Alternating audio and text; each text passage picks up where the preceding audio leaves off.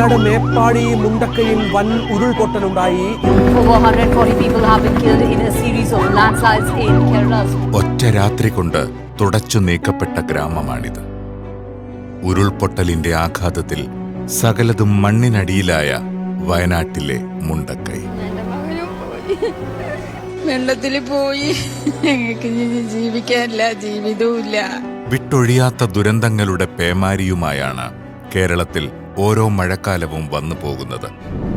2018-ലെയും 2019-ലെയും പ്രളയകാലത്തിന്റെ നടുക്കത്തിൽ നിന്ന് നാം ഇപ്പോഴും മോചിതരായിട്ടില്ല. ഏത് പ്രതിസന്ധിയിലും മനുഷ്യത്വത്തിന്റെ മഹാമാതൃകയാണ് കേരളം. രാഷ്ട്രീയമോ മതമോ നോക്കാതെ നാം ഒറ്റക്കെട്ടായി വെല്ലുവിളികളെ അതിജീവിക്കുന്നു.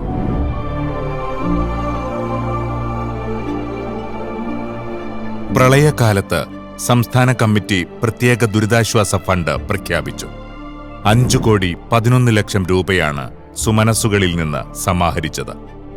പിരിച്ചെടുത്ത ഫണ്ടിനേക്കാൾ കൂടുതൽ, അതായത് 5,20,00,000 രൂപയാണ് പ്രളയ ദുരിതാശ്വാസത്തിനു വേണ്ടി മുസ്ലിം ലീഗ് ചെലവഴിച്ചത്.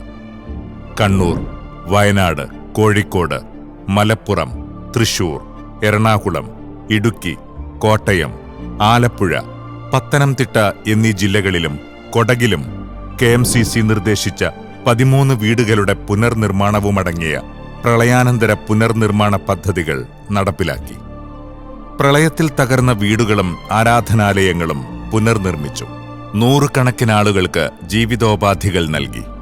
പ്രളയത്തിൽ ബോട്ടുകൾ തകർന്ന താനൂരിലെ മത്സ്യത്തൊഴിലാളികൾക്ക് പുതിയ ബോട്ടുകൾ തയ്യാറാക്കുന്നതിന് 54 ലക്ഷം രൂപ നൽകി.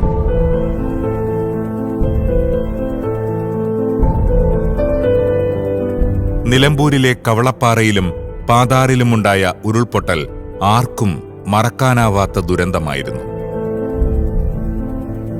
കവളപ്പാറയിലെ ദുരിതബാധിതരായ 50 കുടുംബങ്ങൾക്ക് വേണ്ടി മുസ്ലിം ലീഗ് മലപ്പുറം ജില്ലാ കമ്മിറ്റി 3 ഏക്കർ ഭൂമി വിതരണം ചെയ്തു. കഴിഞ്ഞ പ്രളയത്തിൽ കവളപ്പാറയിലും പരിസരത്തുമായി എല്ലാം നഷ്ടമായ 49 കുടുംബങ്ങൾക്ക് മുസ്ലിം ലീഗ് ഭൂമി കൈമാറി. മമ്പാട് 5 കുടുംബങ്ങൾക്ക് കൂടി അടുത്ത ദിവസം മുസ്ലിം ലീഗ് ഭൂമി നൽകും. സർക്കാർ കൈയൊഴിഞ്ഞ കോഴിക്കോട് കട്ടിപ്പാറ ഉരുൾപൊട്ടൽ ദുരിതബാധിതർക്ക് സഹായഹസ്തവുമായി മുസ്ലിം ലീഗ് രംഗത്ത്. ദുരിതാശ്വാസ ക്യാമ്പിൽ സ്ഥലം വാങ്ങി വീട് വെച്ച് നൽകും.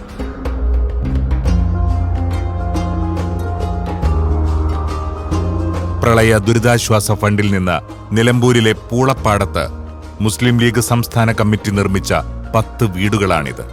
എൻ്റെ പേര് രാജനാണ്. 2019 പ്രളയത്തിൽ എൻ്റെ വീടും എല്ലാം നഷ്ടപ്പെട്ടു. ആരും സഹായിക്കാനൊന്നും ഇല്ലായിരുന്നു. മുസ്ലിം ലീഗ് എന്ന് പറയുന്ന സംഘടനയാണ് ഞങ്ങൾക്ക് ഈ വീട് തന്നത്.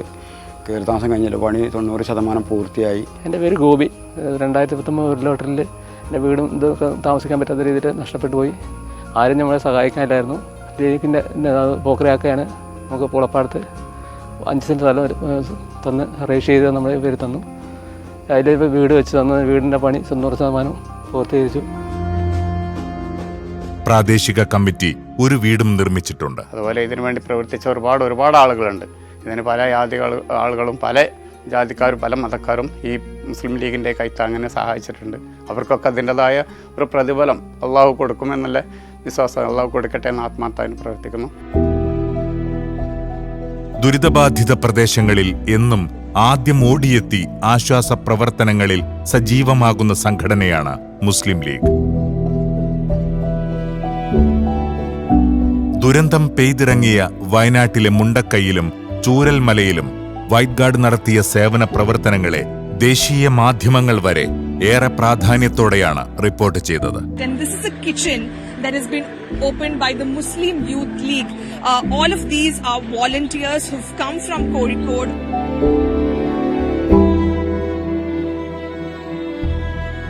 വയനാട്ടിലെ സഹോദരങ്ങളെ നാം ചേർത്ത് പിടിക്കുകയാണ്.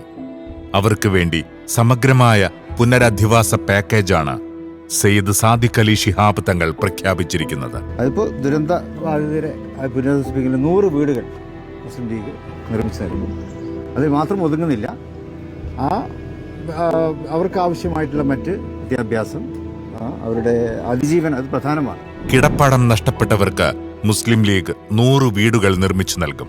പാർപ്പിട, ആരോഗ്യ, തൊഴിൽ, വിദ്യാഭ്യാസ മേഖലകളെയെല്ലാം സ്പർശിക്കുന്ന സമഗ്ര പദ്ധതിയാണ് സംസ്ഥാന കമ്മിറ്റി ലക്ഷ്യമിടുന്നത്. മുസ്ലിം ലീഗിന്റെ വയനാട് പുനരധിവാസ ഫണ്ടിലേക്ക് പ്രത്യേകം തയ്യാറാക്കിയ ആപ്പിലൂടെ സുമനസുകളുടെ സഹായം ഒഴുകുകയാണ്. നിങ്ങൾ നൽകുന്ന ഓരോ നാണയത്തുട്ടുകളും അർഹതപ്പെട്ടവരിലേക്ക് എത്തുക തന്നെ ചെയ്യും. നമ്മുടെ സഹോദരങ്ങൾക്ക് വേണ്ടി ഒരേ മനസ്സോടെ ചേർന്നു നിൽക്കാം. മുസ്ലിം ലീഗ് വയനാട് പുനരധിവാസ പദ്ധതിയെ സഹായിക്കാം.